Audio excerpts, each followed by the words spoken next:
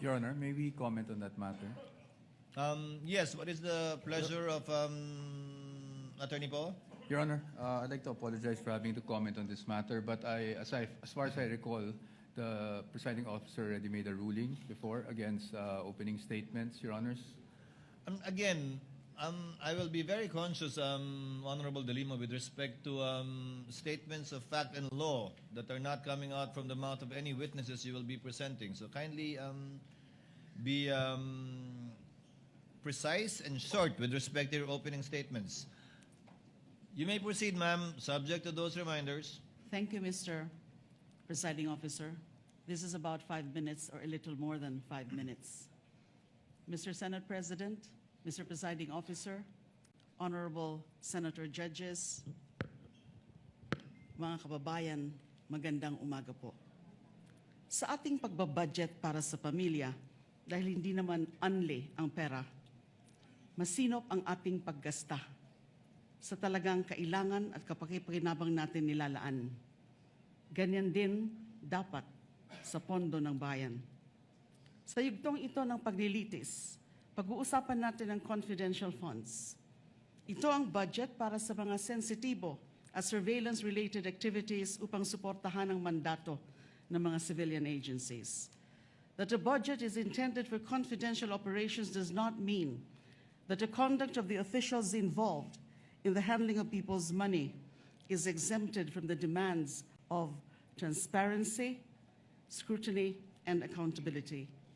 Public office is a public trust. Yan ang sabi ng konstitusyon. Sakop nito ang lahat na nasa gobyerno. At ang utos na yan ay hindi pwedeng balewalain dahil confidential lang o confidential ang pondo. Ang confidentiality ay para protektahan ang lehitimong operasyon at informant. Hindi ito pahintulot para mag-imbento ng pangalan at dokumento. Hindi ito palusot para ibulsa ang pera. Kung confidential ang pondo, lalo pa ngang mataas ang pananagutang kaakibat nito. The Constitution entrusts this court with the solemn duty to determine whether the respondent Vice President committed culpable violation of the Constitution, graft and corruption, and betrayal of public trust. The evidence will show that she did. This case, Article 1, is about 612.5 million in confidential funds entrusted to VP Sara Duterte through the Office of the President and the Department of Education. This is not about one missing receipt. This is not about a clerical error or accounting mistake. The evidence will reveal a pattern, a systemic course of conduct that, taken as a whole, demonstrates graft and corruption Your Honors, and betrayal of public trust. With the permission of the Honorable De Lima, yes, Counsel for Your Respondent. Honors, again, Your Honors, I think we have to object to the statements being made by the Honorable De Lima, with all due respect, of course. Your Honors, they can do that through the offer of their evidence, Your Honor. Chair will instruct the this is Honorable De Lima another- to kindly limit her statements. I was listening intently in the beginning. It was okay, Honorable De Lima, but later on, you did make conclusions of law already, which the chair orders to be stricken from the record. You may wind up, Honorable De Lima, but kindly avoid conclusions of fact and law. Your Honors, please, if I may just be given just Yes, a few seconds.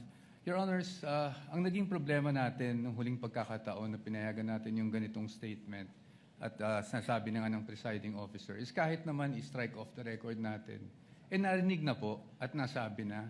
So to allow, Your Honors, again, a continuation of such is really goes into the matter of fair play, Your Honor. Honorable De Again, Lima, with all due kindly respect, wind Your up. Honor. Again, you were forewarned beforehand to kindly limit your statements. Hence, you are faced again with a similar situation. Kindly wind up, Honorable De Lima, and call your witness. Ang dami pong malalampasan sa aking opening statement because this is Yes, but supposed to be an again, overview it is the of the court's case, position the overview of the evidence. to let the witnesses speak, not the counsels, insofar as the evidence is concerned or conclusions of both fact and law. Kindly wind up, Honorable De Lima. I submit to your honors, and so I will wind up. Kapag ang isang impeachable officer tulad ng pangalawang Pangulo, ay nabuso ang kapangyarihan sa paraang sumisira sa accountability Same o objection, Your sumusuway sa Honor. pananagutan, dapat pa ba siyang pagkatiwalaan? Dapat pa ba siyang manatili sa pwesto? When the Filipino people entrusted their money to Vice President Sara Duterte, was that trust honored? That question will not be answered by politics, by general denials, by press releases. It will be answered by the witnesses, by the documents, by audit, and by the evidence, and the prosecution is ready to present it. Sa kabuuan ng ebidensya, makitang hindi lang mga simpleng irregularidad ang nangyari. Objection, Your Honor. Malinaw Again, ito. objection, Your Honor. Honorable Ang De Lima, I would sistematikong have to paraan. stop Honor, this you. is out of I would have line. to stop you at this point. The continuing objection of the respondent is duly noted. I would have to stop you at this point. And I have to my stop due now. apologies, but kindly call your witness already. Thank you, Your Honors. I submit. Thank you very much. Kindly call your witness, Representative Chua. Thank you, Your Honor. Your Honor, we are going to present our first witness in the person of Ms. Violeta Constantino. The clerk of court, through the sergeant at arms, is instructed to situate Ms. Violeta Constantino to the witness stand.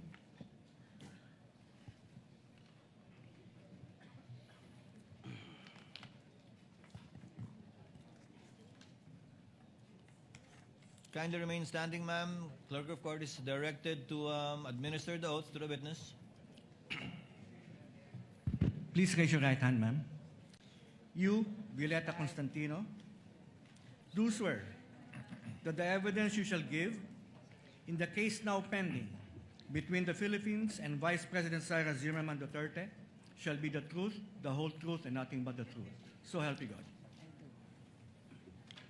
Kindly be seated, ma'am. May I proceed, Your Honor? You may proceed, counsel, Thank you, when Your you're Honor. ready. Your Honor, we are offering the testimony of Ms. Violeta Constantino to prove the following. Una, na si Ms. Constantino ay isang retiradong department manager ng Land Bank of the Philippines, Show Boulevard Branch from May 2017 to January 2024. Pangalawa, na ang Land Bank of the Philippines, Show Boulevard Branch, ang nagproseso ng encashment ng 4 na tseke payable sa isang Gina F. Acosta sa halagang 125 million each sa mga sumusunod na tseke. Una, Land Bank Check Number 0000244027 na may petsang December 20, 2022. Ikalawa, Land Bank Check Number 0000244053 na may petsang January 31, 2023. Ikatlo, Land Bank Check Number 0000245511 na may petsang April 18, 2023.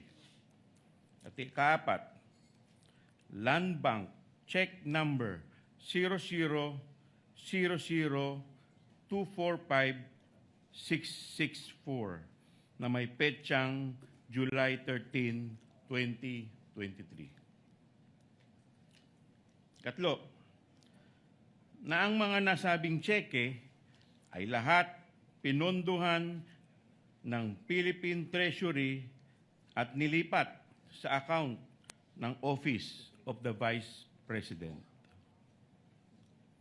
Kaapat, na ang 4 na nasabing tseke ay personal na inengcash ng isang Miss Gina F. Acosta bilang SDO o Special Disbursing Officer ng Office of the Vice President noong December 20, 2022, February 6, 2023,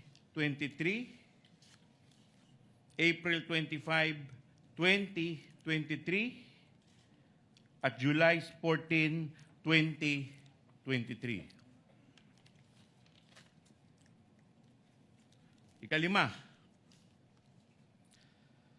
bilang Department Manager ng Land Bank, Shaw Boulevard Branch, si Ms. Constantino ay personal na nakasaksi at nag-oversee ng pag-encash at pagtanggap ng pera mula sa tseke ni Ms. Acosta. At ipanghuli, kaanim, iba pang mga bagay-bagay na may kinalaman dito sa impeachment case in relation to Article 1 on confidential funds and in relation to the aforementioned purposes, Your Honor. The Honorable Chua, For comment, Your Honor. before the comment, what is the third purpose for the offer again?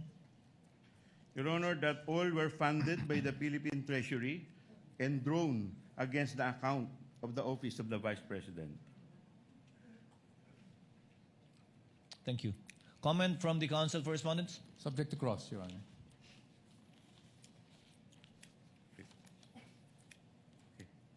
May we proceed now, Your Honor? You may proceed when you're ready. Okay. The witness.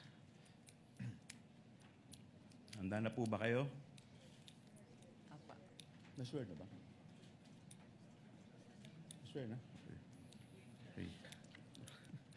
Madam Witness, para lang tayo nag-uusap, kaya relax lang po kayo.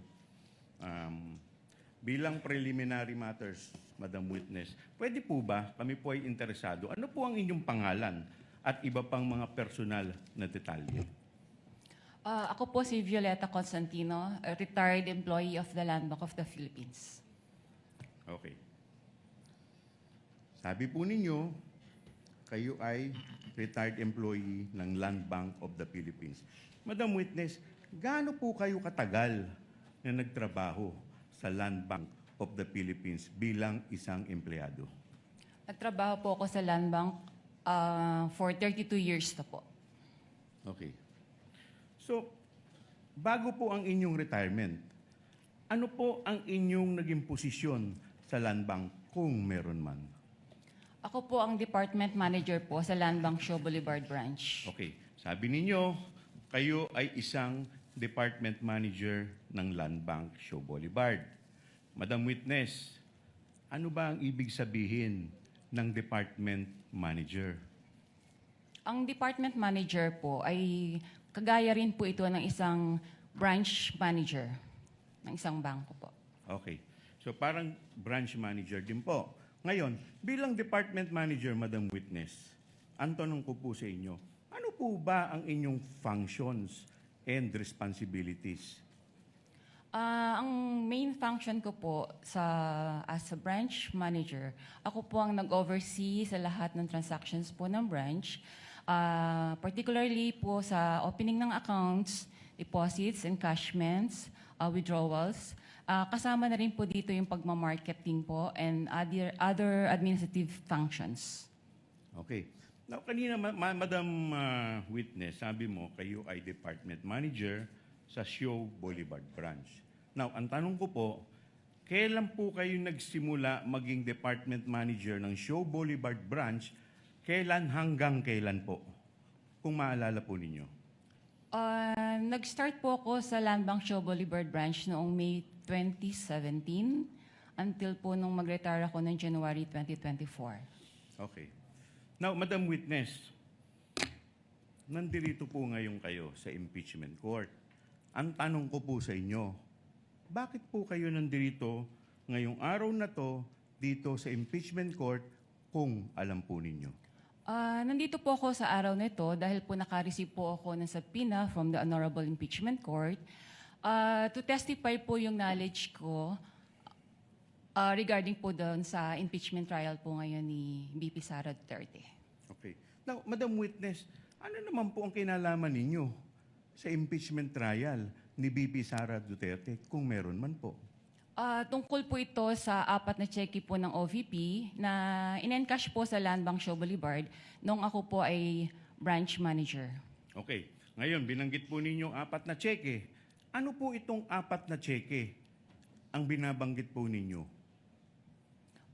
Yung 4 na cheque po ito ay nakapangalan po kay Miss Gina F. Acosta na may amount pong 125 million each.